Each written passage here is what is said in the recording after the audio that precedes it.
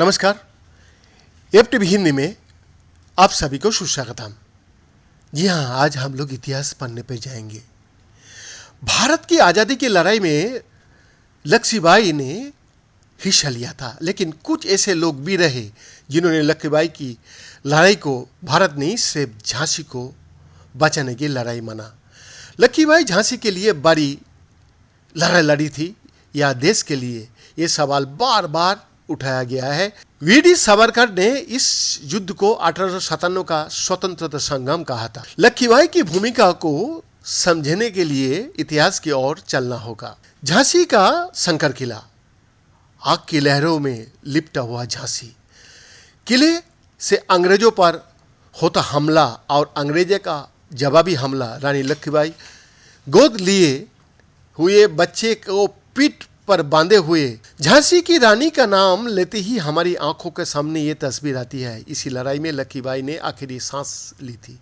लेकिन कहानी सिर्फ इस तस्वीर भर की नहीं है। रानी लक्ष्मीबाई पर क्या बीती थी, इसको समझाने के लिए हमें 1857 और 1858 के एक दौर का देखना पड़ेगा।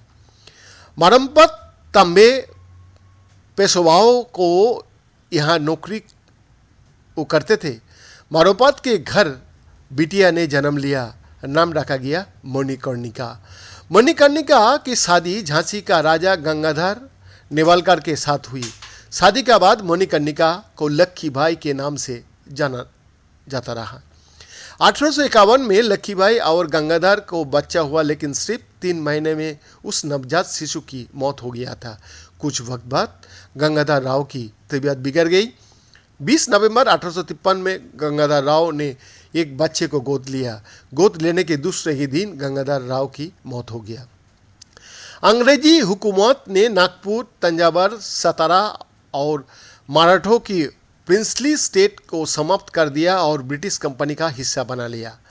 गंगाधर राव की मौत के बाद झांसी को भी खत्म करने के लिए लॉर्ड डलहौसी की एक साजिश इतिहास में दिखा जा रहा है। उन्होंने दामोदर राव को झांसी का वारिस मानने से इनकार कर दिया था और झांसी का विलय करने का आदेश जारी कर दिया। 13 मार्च 1854 को रानी लक्ष्मीबाई को ये आदेश मिला। तब लक्ष्मीबाई ने कहा, मेरी झांसी नहीं दूंगी। इस वाक्य की वजह से लक्ष्मीबाई का इतिहास में नाम अमर हो गया। इस स्थिति में क्या किया जाए, ये पूछने के लिए लक्ष्मीबाई ने बैरिस्टर जॉन लैंग से सलाह मांगी। जॉन लैंग ने उन्हें इस मामले में फिलहाल चुप रहने की सलाह दी। इसलिए शुरू का दौर में लक्ष्मीबाई ने ब्रितानियों के साथ बातचीत से मामला सुलझाने की कोशिश करने लगी। लेकिन जब उन्हें विश्वास हो गया कि बातचीत से मसले का हल नहीं होगा, तो रानी लक्ष्मीबाई ने वानपुर की राजा मर्दान सिंह को खत लिखकर अपनी इच्छा जाहिर की।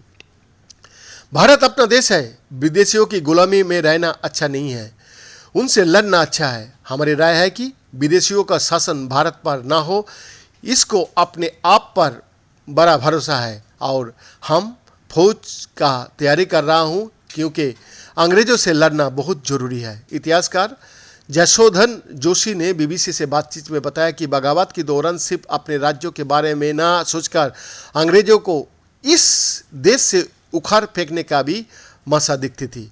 लक्ष्मीबाई पर अपना अधिकार बनाए रखने के लिए झांसी की रानी ने अंग्रेजों के खिलाफ जंग छेड़ दी। लक्ष्मीबाई से पहले नाना साहेब पेशवा ने भी अंग्रेजों के खिलाफ जंग छेड़ दी थी। किताब की लेखिका झांसी की रानी लक्ष्मीबाई, जो किताब है, वो किताब की लेखिका प्रतिभा रानाडे कहती है कि रानी लक्ष्मीबाई को मानना था कि झांसी रियासत पर उनका हक है और अपने हक के लिए उन्होंने लड़ाई लड़ी थी। लेखिका का हिसाब से झांसी की रानी क्या रियासत की उनकी राष्ट्रीयता का आज जिस तरह से समझ जाता है, 1857 का समय इस तरह नहीं समझ जाता था। दिल्ली का तख्त पर कोई भी हो, पर राजा अपने आप को एक स्वतंत्र राजा समझता था और यही उनके लिए राष्ट्रीयता थी। इतिहासकार डॉक्टर सुरेंद्रनाथ सेन और आर.सी. मजूमदार ने कहा था कि अंग्रेजों से दुश्मनी के कारण ये बगावत हुई थी। दक्षिण भारत में कहीं भी बगावत नहीं हुई थी। इसी आधार पर कई लोगों की धारणा है कि झांसी की रानी केवल अपने स्वार्थ के लिए लड़ रही थी। झांसी की रानी का वंशज प्रमोद झांसी वाले ने बीबीसी मराठी से बातचीत करते हुए कहा कि रानी लक्ष्मीबाई पर लगे आरोप राजनीतिक कारणों से होता है। अगर उन्हें सिर्फ झांसी के लिए लड़ना होता तो अपनी जान जोखिम में नहीं डालते। उनकी लड़ाई देश के लिए थी। 17 जून 1858 को अंग्रेजों से लड़ते हुए ग्वालियर के पास उनकी मौत हो गया था। बैद्यनाथ दास का report, FTV Hindi, Delhi, India.